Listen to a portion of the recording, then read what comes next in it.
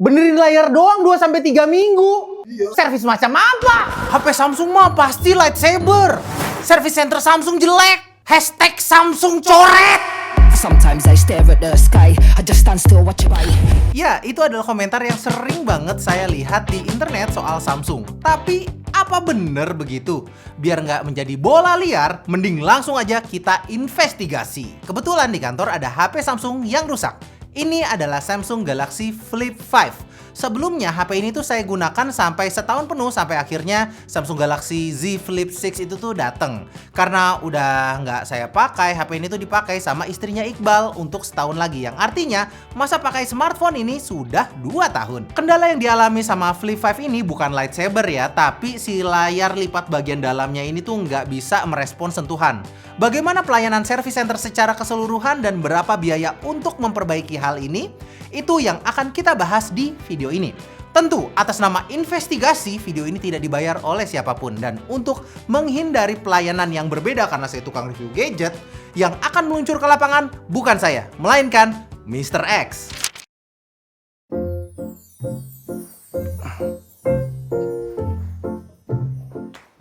Baik, Mr. X, siap untuk menjalankan misi membenarkan layar dari Samsung Galaxy Flip 5? Siap.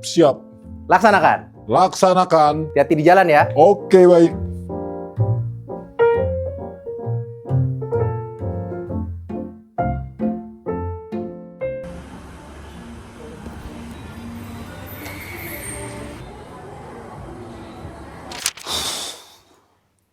Cepet amat, udah selesai servisnya. Belum. Jadi kita tuh harus nunggu spare part-nya tuh lagi nggak ada, lagi kosong. Katanya kita harus nunggu 2-3 minggu. Benerin layar doang 2-3 minggu. Iya. Servis macam apa?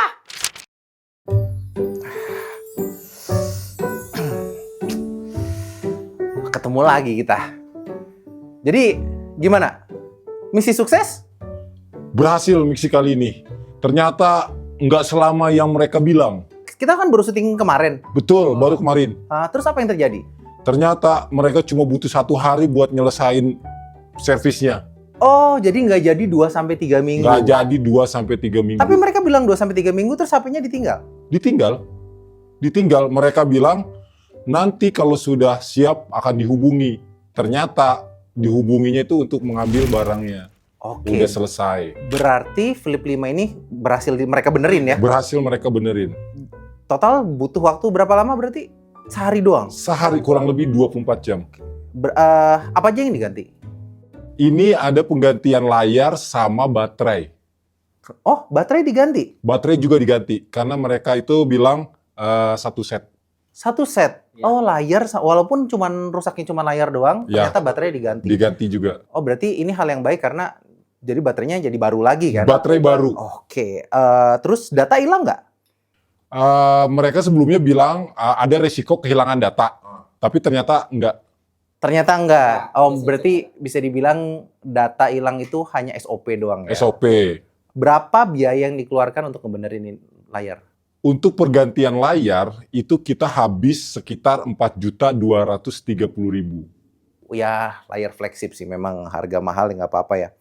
Oh, terus pertanyaan selanjutnya adalah, pelayanan selama di sana menyenangkan nggak? Pelayanannya cukup baik ya menurut saya. Pelayannya ramah. Cuma ada satu hal yang saya kurang puas. Apa tuh? Karena saya berpikir ketika sampai di sana, saya langsung ditangani sama teknisi. Ternyata tidak. Yang melayani saya itu seperti customer service. Mbak-mbak dengan suara lembut dan pelan. Saya berasa kayak bukan mau nyervis HP, tapi kayak mau setor uang di bank. Wah. Iya. Terus jadi saya merasa untuk bertanya banyak hal kayak sungkan. Karena memang bukan job desk-nya dia. Ketika saya tanya ini gimana, itu gimana, nanti akan dijelaskan oleh teknisi. Gitu. Baik. Oke. Untuk lokasi dari tempat servisnya ini apakah mudah untuk ditemukan? Untuk lokasi sebenarnya... Lokasinya di mana dulu? Lokasi ini di jalan utama ya, Margonda Depok. Di sekitaran Margonda Depok. Ini lokasi itu strategis karena di mall. Cuma saya sarankan untuk yang ke sana bawa motor itu lumayan memakan waktu dan tenaga. Karena jauh dari parkiran motor ke tempat servis ini lumayan makan waktu lah, makan tenaga.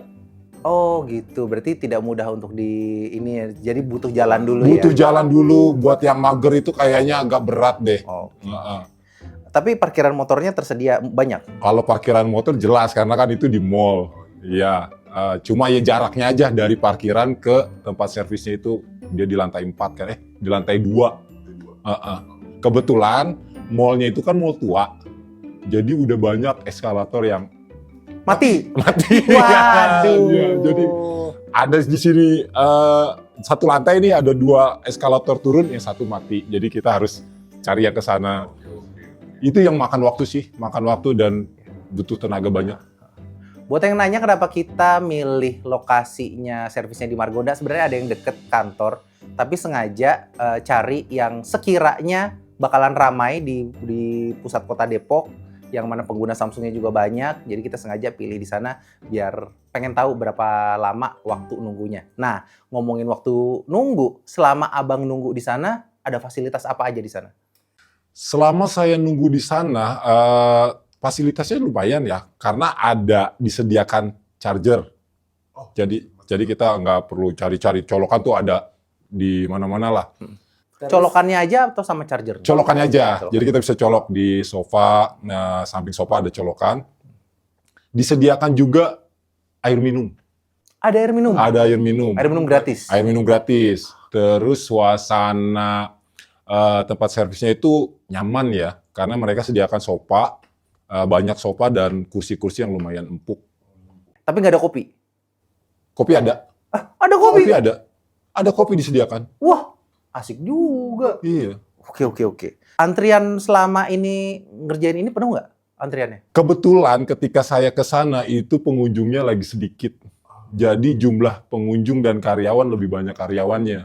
Oh. Tapi sekiranya mungkin banyak pengunjung ya, saya rasa itu nggak akan terjadi antrian karena petugasnya banyak. Tugasnya banyak. Berarti Nah, loket yang disediakan juga. Loket yang disediakan banyak, terus mereka juga memakai sistem antrian yang pakai mesin. Iya. Udah pakai Lebih otomatis sistem ya, lebih benar, sistemnya benar. lebih bagus. Oke. Selain servis ada fasilitas lain nggak yang mungkin berbeda dari tempat servis lain biasanya? Fasilitas lain ya, Yang bikin dia beda gitu, ada nggak sih? Aku nggak tahu. kayaknya sih. Ada TV, nonton. Oh, TV ada, TV Oh, ada.